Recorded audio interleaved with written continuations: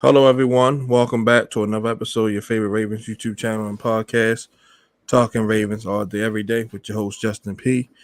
and my MVP co-host Miss Shannon Finch. Sorry for the delay.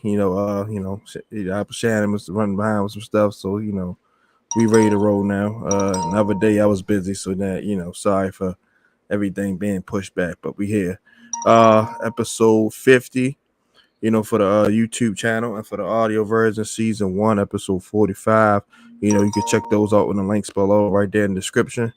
Today, Shannon got some fire topics for us, so we're going, let her get started. So, what you got for us, co host? Okay. So last week we had the official schedule release for every NFL team. What were your thoughts when you saw the Ravens schedule? We played London in week 6. We go to London in week 6 to play against the Titans, and then we have 4 primetime games in week 11, week 12, and week 15 and week 16. I also noticed that our last game of the season against the Steelers is to be determined or to be announced, so that could be a primetime game depending on what's happening at that time of the year. But what were your thoughts when you saw the schedule and how things panned out? We definitely, like I said, playing in London definitely caught my eye. It's like I said, the last time we were there, we didn't put out a good showing. So hopefully this go around, we'll be better prepared and handle the traveling and the time difference a lot better than we did 6 years ago. So that stood out to me. Then we play on Christmas, I believe, if I'm not mistaken. Hmm. Then we go to Los Angeles Sunday night football, against the Chargers, back on the West Coast. We also play the 49ers on the West Coast too. So we got two West Coast games. And then we open up against the Houston Texans. CJ Stroud get to come into M&T Bank and get his welcome to the NFL moment. So though, and then like I said, then we got the Colts, I believe, after that in Cincinnati. So overall, the schedule, it looks pretty good. Like it's always going to be a tough stretch. Like a stretch of three home games, if I'm not Hmm. mistaken. I think like at the week 4, week 5. So everything's look good. Like I said, barring injury or anything like that, we should win 12 games at the minimum, 12, 13 games, especially with all the additions we made on offense. And then the defense, everybody's coming back healthy, then signing Rocky Sin. So, like I Hmm. said, it's that 12, 13 wins for me. But overall, the schedule looked pretty good to me. Yeah, I pretty much agree with you. The London trip that caught me by surprise, only because we haven't been there in a while. I kind of had a sigh of relief for the past couple of years when we weren't named to go. But I guess it's like it's our turn. You know what I mean? It's like teams don't really like to do hard knocks, but at some point it might be your turn, so you might have to do it. So I guess it's just our turn again to go to London. But like you said, hopefully this time they are better prepared for it. I can't say what happened the last time. I don't really remember, what their strategy was or what they did or didn't do. But I think that it may benefit them to get there earlier. I don't know how early they can go, but just earlier in the week so that they can get prepared for the time difference and everything. Particularly because we don't have a bye week after that game. When teams used to go overseas or go overseas to play, usually they had a bye week following that game. And I think maybe like last year or the year before that they started changing that a bit. I don't know if that's because teams were complaining, but that's interesting to me that we don't have a bye week. Like you mentioned about the West Coast teams, we have a lot of travel this year, and traveling can make or break games. You know what I mean? Like if you're like Seattle, sometimes having to come to the East Coast like that can be tough for them as well. Like us going to the West Coast, having stretches of that could be tough for us as well. Time difference and things like that. The primetime games, like I said, 4 doesn't bother me because, as I said before, I'm more of a let's play the game and get it over with.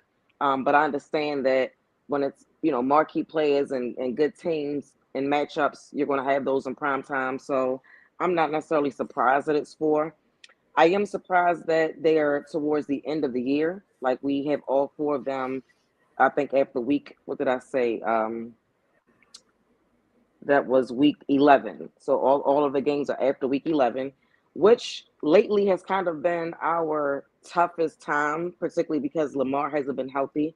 So I'm just hoping that this year, being in prime time later in the year, hopefully we have our team and it's not like we have to get flexed out or anything like that because certain people aren't playing. But overall, like you said, I do see that we can win about 13 games, 12 if we want to, give or take a game here or there.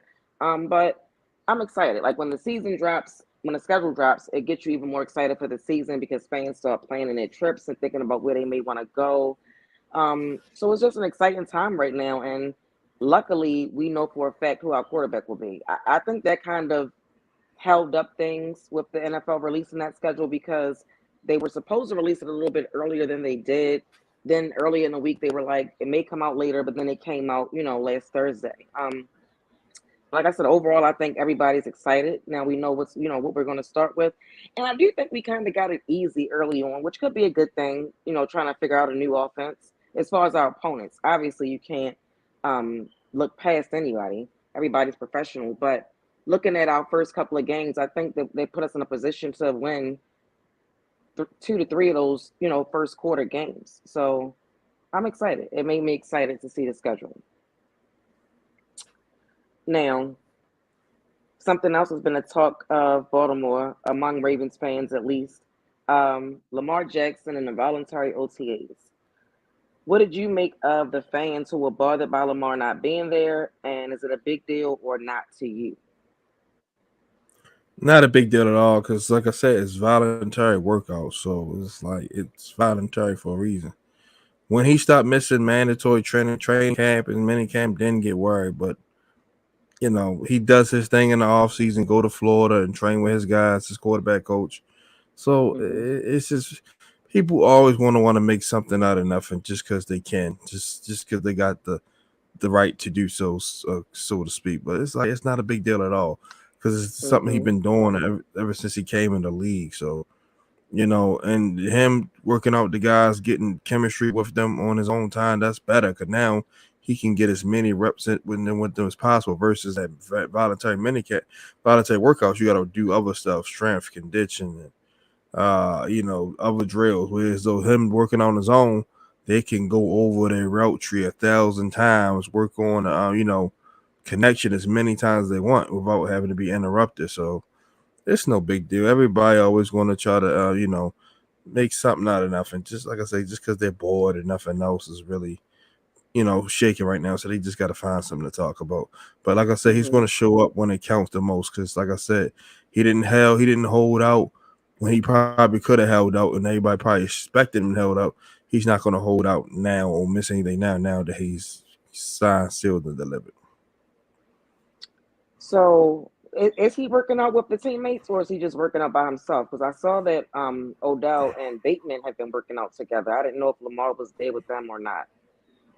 They said they all but him, Hot D, how all of them been hooking up, and working out down Florida. So I don't know how true that is, but that's just stuff I saw on Twitter from like Spencer Schultz and a couple other reliable sources. So I'm pretty sure he's not just throwing the ball to himself. So yeah, Okay. so No, it's all good with I'm me. only asking because I haven't seen that. Like, we see a lot of video of when guys get together and they work out. We normally see video, pictures and things like that. I haven't seen it. I'm not saying it doesn't exist. I just haven't seen it. I have seen other guys working out. I have seen Huntley working out with guys. I haven't seen Lamar doing that. So that's why I asked that question. But what do I make of the fans who take issue with it? It's just another day being a fan. You can't please everybody. People are gonna find issue with anything. I think the biggest issue with fans with Lamar not being there is that we had a drama filled off season. Something that Ravens fans we're not used to that. Like I said, when you're a Cowboys fan, they can probably take a lot of things with a grain of salt because every off season it's something being said about the Cowboys. Like they're probably just used to it at this point.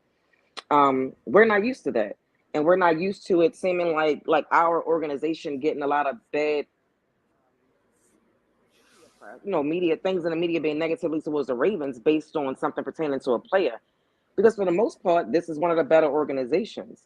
So for me, I think that's why they're upset. They're still upset about the whole contract situation and how all of that played out. And I can say that that's the reason why I think that is because most of them mentioned that when they speak about why they're upset. Well, he got his money. He's the leader. He should be there. X, Y, Z. And I get it. I saw a fan today say, "Well, Joe Burrow's there and T. Higgins is there and Jamar Chase is there. So while I get it, I get it, I get it. When you see other players at their team organized activities, whether it's voluntary or not, it makes you feel like you want your guys to be there. But the key word is voluntary. And I think that fans need to realize that these players are human beings as well. They spend about 7 to 8 months a year totally focused on football. They may have 4 to 5 months to, heal their bodies before they have to start working out to get prepared for the next season. If So I if think that that they, if that if that well, depending on how far you go, right? Depending on how far yeah. your team go, depending on if you had to get surgery, it just depends on a lot. So I'm just being generous and speaking in terms of 7 to 8 months of football, football work, and maybe 4 to 5 months of you having time off, like you said, if that. So saying if that means that, like Lamar, he literally just was able to practice a month ago. He said, like he was cleared a month ago. So he still has things that he needs to work on himself before he can come back in here and do what he has to do. Um, like I said, it's voluntary for a reason. So that means they have the choice to come in or not. And I know with some guys, they come in because it's signing bonuses and things like that. Um, some guys need to be here. You know what I mean? Like some guys, they need a little bit more extra work. I think that as long as he's here by May 22nd, which is next Monday, I believe, right? As long as he's here by May 22nd, which is when I believe that the organ like it's no longer voluntary kind of thing. I think that's what I read. Then that's a problem. He's not there at that point because yeah, guys are coming in.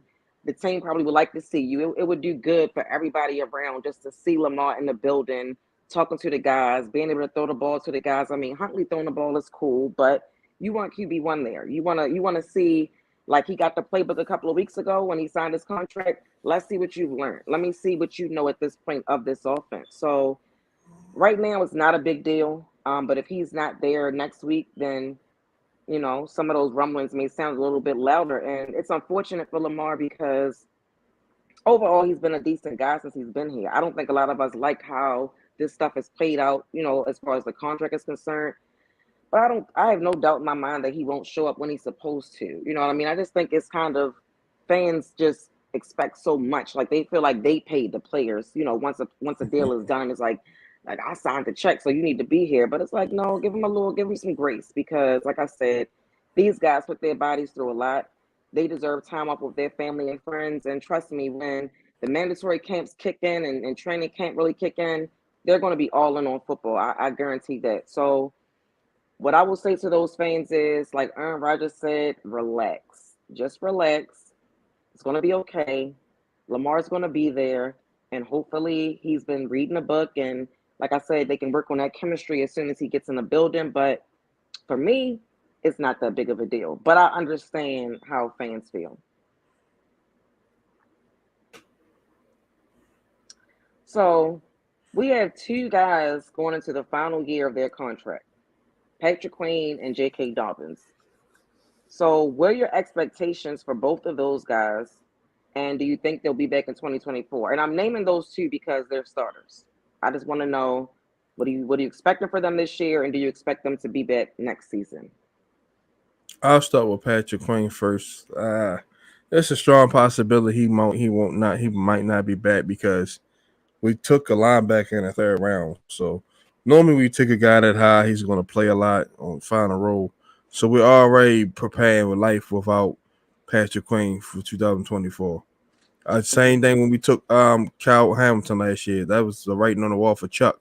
Of course, we let it play out. We had Kyle play a role, playing the nickel, play his tight ends, till he get caught in and learn the defense.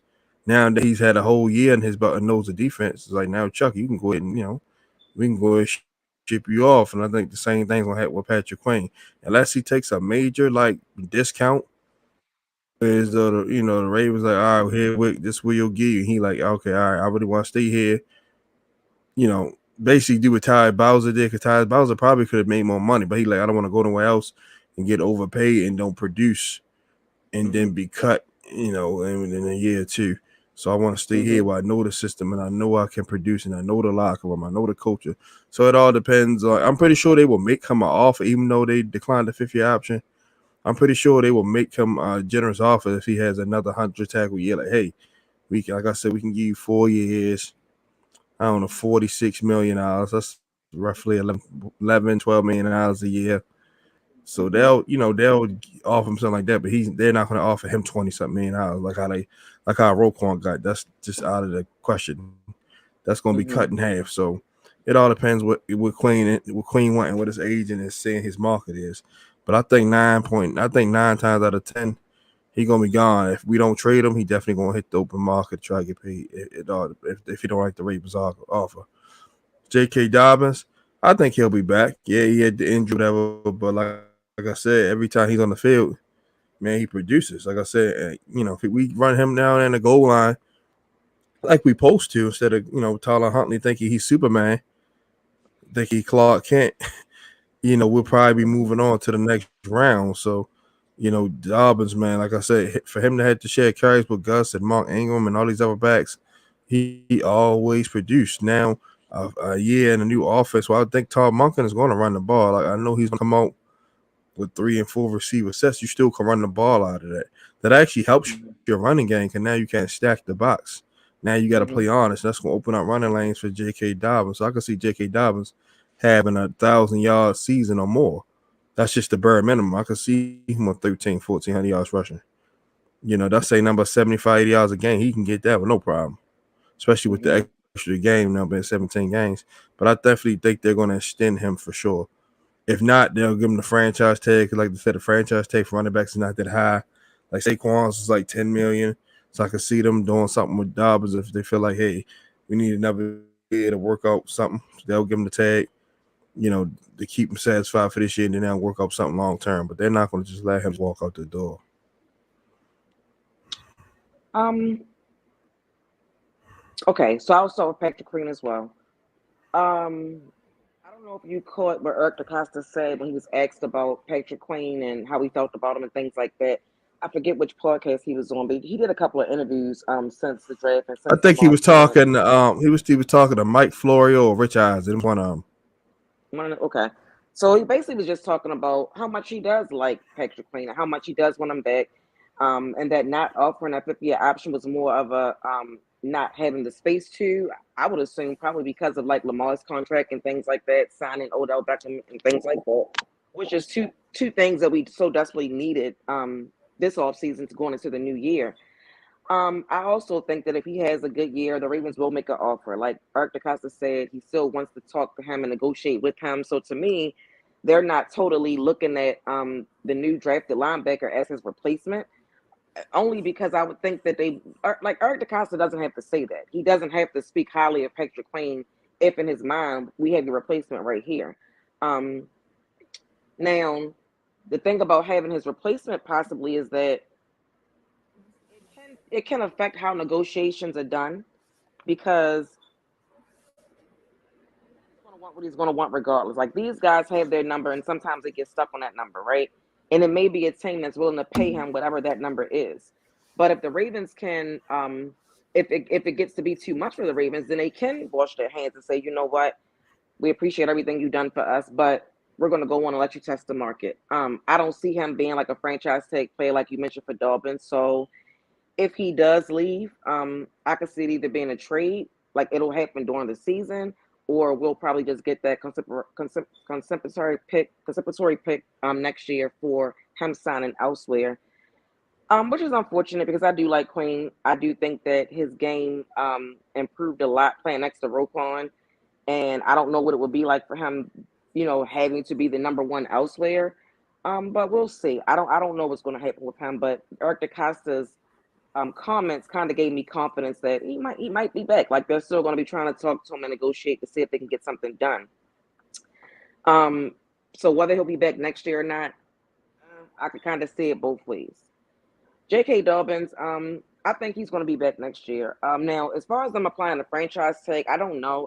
I don't know what the tag is. What is it? 9 million? I'm not 10 million. I don't know what it is. Um, Like 10 million, $10 million. but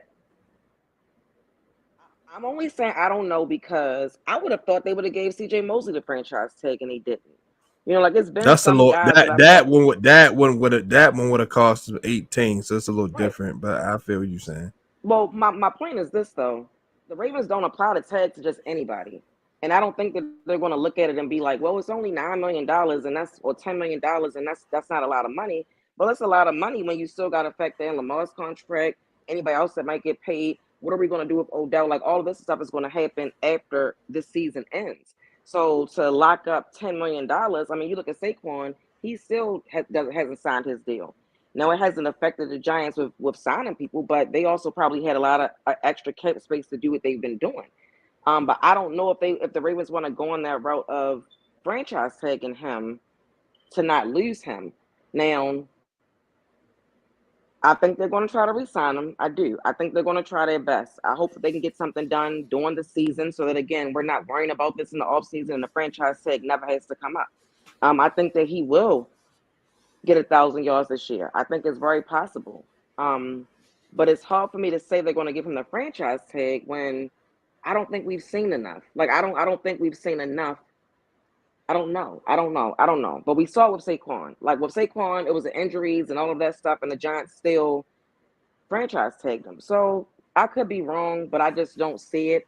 But I hope that he's back in 2024. I could see Patrick Queen leaving because we don't really have a replacement running back. If you let J.K. Dobbins go, then you know for a fact in a draft you're going to be looking at running back probably as your priority number one. I don't know if the Ravens want to do that just yet. So I hope that he isn't gone, but I just don't. I don't see the franchise. I mean, he probably would have to have an amazing year with rushing and passing yards for me to be like, yeah, they're going to franchise tag him. I just don't see that right now. But I hope he's back. I would love for both of them to be back next year. But I can see J.K. Dobbins being back and not Patrick Queen. Yeah, and Duvernay got his contract up at this year too. They got to figure out what they're gonna do with him too. It's another guy. So topic I have is that we signed a local guy, Sam Mustipher. I don't know how to pronounce his last name. He's an offensive lineman. I think they said he played for Chicago, and he's from Baltimore, so he's returning back home to play for the Ravens. What did you make of that signing? Don't know a whole lot about him to be honest with you, but he played guard and center. So just looking at it from a team need aspect, I like it because, like I say, he's a local guy, so he's definitely gonna give us his best effort because he want to, have his friends and family come and watch him play. So he's gonna Mm-hmm. do everything in his power to stay on this roster, even if it's just on the practice squad in case he might get hurt. So he do definitely gonna get the best effort out of him just off of that alone. Because like I say, he's here, his family's here. I'm pretty sure he don't want to keep traveling. So he gonna want, and then like I said, we got to hold that backup center because Tristan Colon is gone. The left guard spot is up for grabs. So